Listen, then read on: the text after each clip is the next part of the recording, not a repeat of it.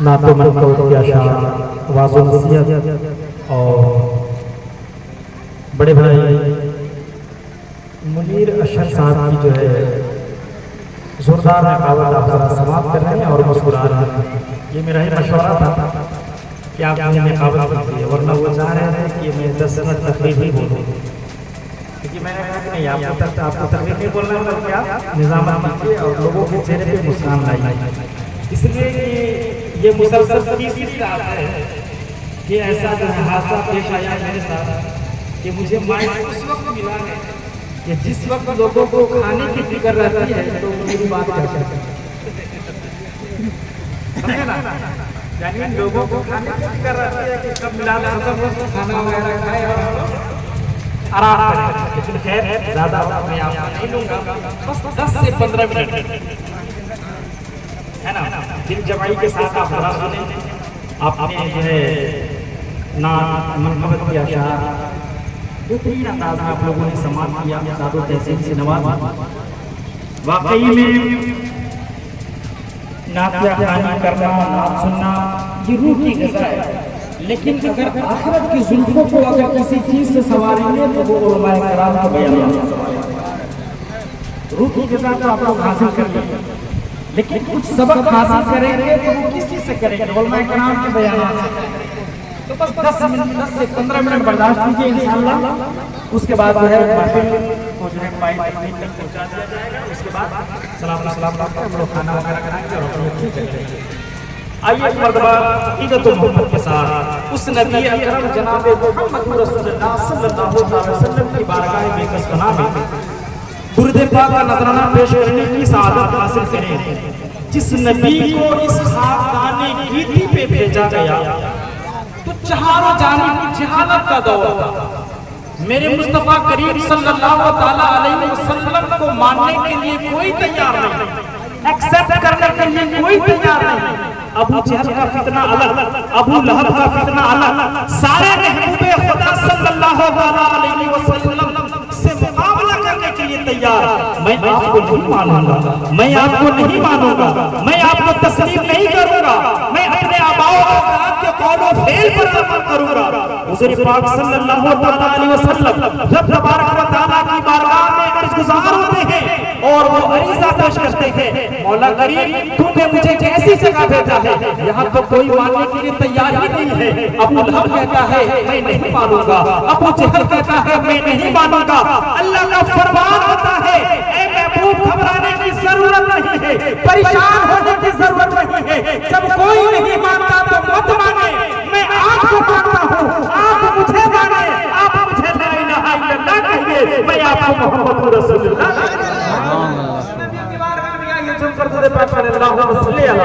سیدنا شفیعنا حبیبنا مولانا محمد بارک صلی اللہ علیہ وسلم یا حبیبی یا رسول اللہ صلی اللہ علیہ وسلم. عزیزان کرام وقار صاحب خانہ علی جناب فیروز صاحب نے اپنے بچے کے عقیقے کے موقع پر اس محفل کا اہتمام کیا. انشاءاللہ 2 منٹ میں مسئلہ سمجھا کر کے اپنی تقریر کو ختم کر دوں گا. لیکن اس سے قبل جس آیت مبارکہ کو میں نے موضوع کے لیے انتخاب کیا ہے اس پہ روشنی ترجمہ تقریر ختم. اللہ تبارک و تعالیٰ قرآن مقدس میں غور سے سنیے گا. آپ نعتیہ خوانی جو ہے سماعت کر رہے تھے اور چھت رہے تھے، داد و تحسین سے نواز رہے تھے، لیکن میں بھی دیکھتا ہوں کہ لوگ مسافہ ادھر ہی کر رہے ہیں نا. اللہ تبارک و تعالیٰ قرآن مقدس میں سنیے گا، لقمان بھائی خصوصی توجہ چاہتا ہے. اللہ تبارک و تعالیٰ قرآن مقدس میں ارشاد فرماتا ہے یا ایھا الذین آمنوا ادخلوا فی السلم کافۃ. اے ایمان والو مکمل طریقے سے اسلام میں داخل ہو. کیا ہے؟ مکمل طریقے سے. آپ اگر کتابوں کا مطالعہ کریں گے تو پتہ چلے گا کہ تقریباً پورے قرآن میں 82 مرتبہ اللہ تبارک و تعالیٰ نے فرمایا ہے یا ایھا الذین آمنوا یا ایھا الذین آمنوا یا ایھا الذین آمنوا. یا ایھا الذین آمنوا سے کوئی اور مراد نہیں ہے بلکہ ہم اور آپ مراد ہے. یا ایھا الذین آمنوا یعنی اللہ تبارک و تعالیٰ ہمیں ایمان والا کہہ کر پکارتا ہے. لیکن پھر آگے ارشاد فرماتا ہے اور وہ قابل غور ہے کہ اے ایمان والو مکمل طریقے سے اسلام میں داخل ہو جاؤ. اس کو تھوڑا ایگزامپل کے طور پر میں سمجھانے کی کوشش کر رہا ہوں. اس کو یہ سمجھیے گا کہ ایک باٹی پانی ہے, اس پانی میں اگر کوئی شخص کنکر ڈال دے, اگر پوچھے گا کہ کیا اس پانی میں یہ کنکر داخل ہے یا نہیں داخل ہے, کوئی بھی شخص دیکھے گا تو کہے گا واقعی میں اس بالٹی میں پانی ہے, پانی میں ایک کنکر داخل ہے. اب کوئی بھی شخص, چاہے وہ بچہ ہو چاہے وہ بوڑھا ہو, کوئی بھی شخص چاہے گا اس بالٹی میں ہاتھ ڈالے گا, ہاتھ ڈال کر کے اور اس کنکر کو نکال کر کے باہر پھینک دے گا. لیکن ایک جانب اور ایک بالٹی پانی رکھ دے, اس بالٹی پانی میں ایک کلر ملا دے, چاہے وہ ہرا کلر ہو چاہے وہ لال کلر ہو چاہے وہ پیلا کلر ہو, کسی سے بھی آپ پوچھیں گے وہ یہی کہے گا کہ اس بالٹی میں پانی ہے اور پانی کے ساتھ ساتھ ایک رنگ بھی لایا ہوا ہے, چاہے وہ ہرا ہو چاہے وہ پیلا ہو چاہے وہ کالا ہو. لیکن جس طرح کنکر کو کوئی شخص چاہے وہ بچہ ہی کیوں نہ ہو ہاتھ ڈال کر کے اس بالٹی پانی سے نکال کر کے اسے جدا کر دیتا, لیکن اگر کسی بالٹی پانی میں اگر رنگ ملا دیا جائے تو دنیا کی کمزور سے کمزور طاقت کو دور کی بات اگر مضبوط سے مضبوط طاقت آ جائے اور اس پانی سے جو رنگ کو جدا کرنا چاہے تو وہ جدا نہیں کر سکتا ہے.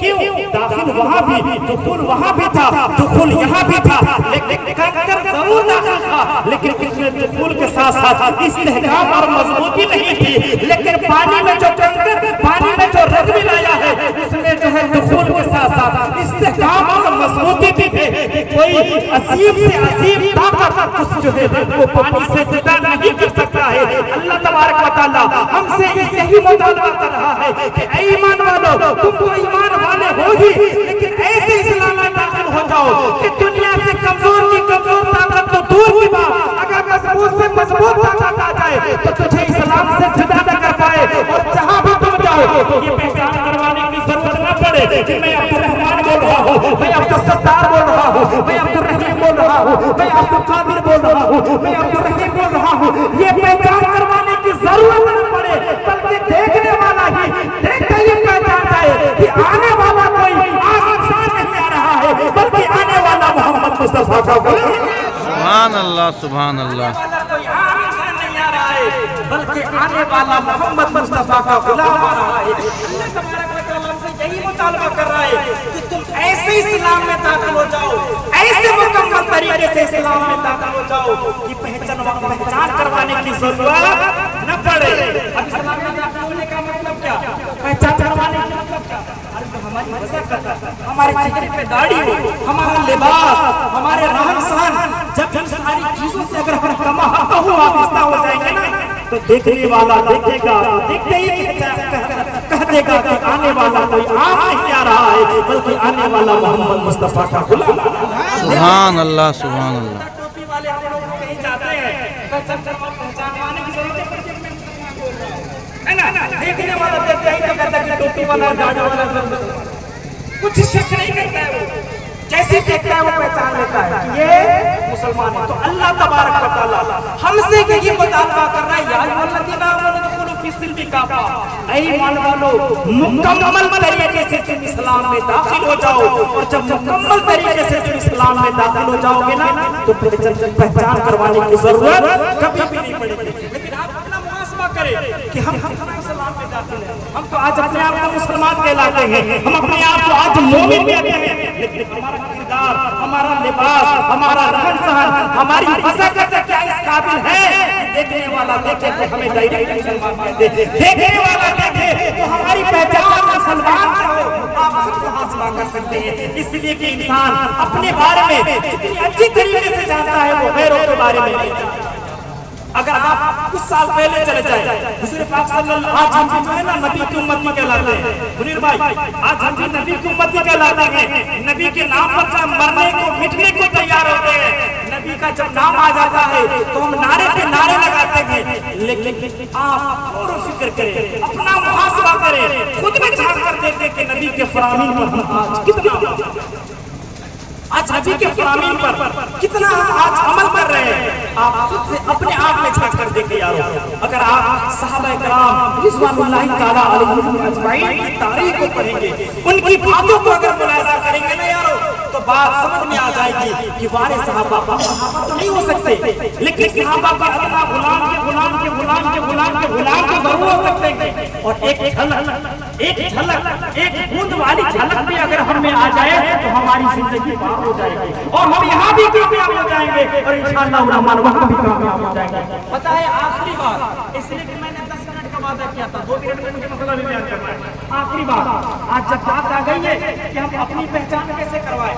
آج ہم اپنے آپ کو مومن کہتے ہیں, ہم آج اپنے آپ کو مسلمان کہتے ہیں یارو, لیکن واقعی میں ہم لوگوں نے ایسا ماحول گندا کیا ہوا ہے, ہم لوگوں نے ایسا ماحول بنایا ہے کہ کوئی عام انسان اور وہ انسان جو ہمارے آباء و اجداد کو اگر نہ جانتا ہو, اگر ہمیں دیکھے, ہماری فضیلت کو دیکھے اور ہمارے جو ہے پہناوے وہاں بھی دیکھے, تو یقیناً وہ شک میں پڑ جائے گا کہ کیا یہ مسلمان ہے یا نہیں, یہ مسلمان ہے یا نہیں ہے. لیکن سب سے پہلی جنگ کون سی جنگ ہوئی تھی اسلام کے لیے, کسی کو پتہ ہے؟ پتہ ہے؟ نہیں پتہ ہے تو سنیے, سب سے پہلی جنگ اگر اسلام کے لیے کوئی تو وہ ہے جنگ بدر. اگر جنگ بدر کے واقعے کو پڑھیں گے, ہسٹری کو پڑھیں گے, آپ علماء کرام کی تقاریر میں سنیں گے, تو وارے صحابہ محبت اسے کہتے ہیں. اور سرکار دو عالم صلی اللہ علیہ وسلم کی ذات سے صحابہ کرام رضوان اللہ تعالیٰ علیہ اجمعین اتنی محبت کیا کرتے تھے کہ جب حضور پاک صلی اللہ علیہ وسلم وضو فرمایا کرتے تھے تو صحابہ کرام آقا کریم صلی اللہ علیہ وسلم کے جو جسم سے ٹچ ہو کر کے پانی گرتا تھا, اس پانی کو زمین پر نہیں گرنے دیا کرتے تھے. سب کھڑا ہو جایا کرتے تھے, اور جب حضور پاک صلی اللہ علیہ وسلم کی عصائے اطہر سے جب پانی ٹچ ہو کر کے گرتا تھا, اس جو ہے پانی کو اپنے ہاتھ میں روک لیا کرتے تھے, اور کوئی صحابہ اپنے چہرے پر, کوئی صحابہ اپنے ہاتھ پر, اپنے جسم پر مل لیا کرتے تھے. اسے کہتے ہیں محبت. اسے کہتے ہیں محبت. یہ نہیں کہ صرف دعویٰ ہے کہ ہم سرکار کی امتی ہیں یارو, لیکن جب دلیل دینے کی باری آئے, کوئی پوچھتے کہ سرکار کی آپ امتی کہلاتے ہیں, لیکن بتاؤ کہ سرکار دو عالم صلی اللہ علیہ وسلم کے اخلاق و کردار کی کوئی ایک قطرہ تم میں جھلک رہا ہے, ایک قطرہ بھی جھلک رہا ہے. صرف میلاد سن لینے کا نام اور میلاد میں آ کر کے سبحان اللہ ماشاءاللہ کہہ دینے کا نام محبت نہیں ہے.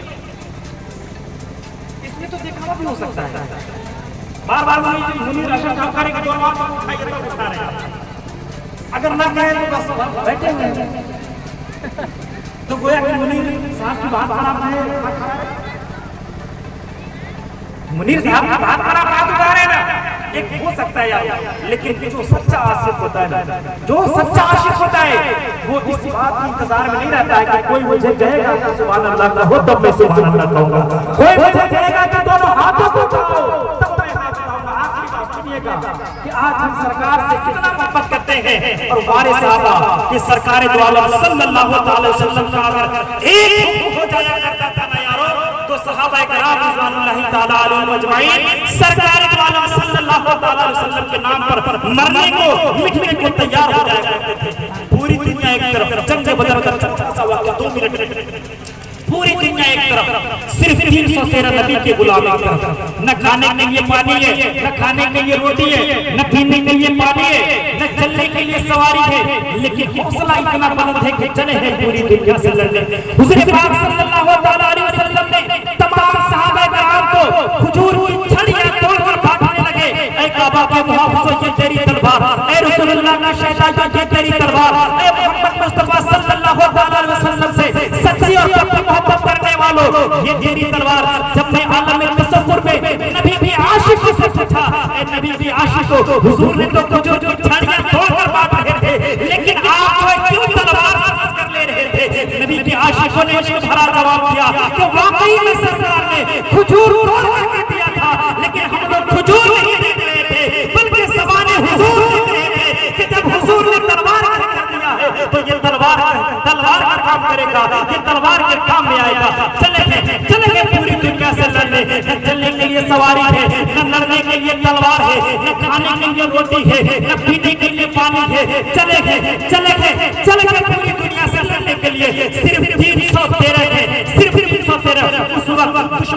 اسلام نے نبی اکرم صلی اللہ تعالیٰ علیہ وسلم سے بغض و حسد کرنے والوں نے تمام عاشقان مصطفیٰ کو یہ اعلان کر کے جواب دیا تھا، اے نبی کے عاشقوں، اپنے نبی کے عشق میں پاگل مت ہو، اپنی وقت لوٹ جاؤ، اپنی وقت لوٹ جاؤ، اپنی تعداد مت دیکھو، مارے جاؤ گے، پوری دنیا ایک طرف ہے، صرف 313 تم ہو، 313 ہو کر کے کیا کر لو گے؟ اپنے نبی کے عشق میں پاگل مت ہو، اپنی وقت لوٹ جاؤ، اپنی وقت لوٹ جاؤ، اپنے بچے کو یتیم مت بناؤ، اپنے ماں باپ کے بڑھاپے کو لاٹھی کو مت توڑو، اپنی بیوی کو بیوہ مت بناؤ۔ اگر آج کا بزدل انسان ہوتا، ہم ہوتے، آپ ہوتے، تو واقعی میں اس اعلان کو سن کر کے پیچھے منہ موڑ دیتے، پیچھے آ جاتے، لیکن ہمارے نبی کے چاہنے والے، ہمارے نبی کے ماننے والوں، جب دشمنان اسلام نے یہ اعلان کیا تھا کہ اپنی بچے لوٹ جاؤ، اپنے بچے کو یتیم مت بناؤ، اپنے ماں باپ کے بڑھاپے کو لاٹھی کو مت توڑو، اپنی بیوی کو بیوہ مت بناؤ، قسم خدا کی مسلمانوں، اس وقت نبی کی عاشقوں نے اس بارہ جواب دیا تھا، اے کعبہ کا دشمنوں سن لو، بچے میرے یتیم ہوں گے، ماتم تم کیوں کر رہے ہو، بیوی میری بیوہ ہوگی، اپنی ہاتھ کی کلائیوں کو تم کیوں توڑ رہے ہو، میں اپنے ماں باپ کے بڑھاپے کا سارا کو ختم کروں گا، لیکن خود کو پھانسی کے پھندے پہ کیوں چل رہے ہو؟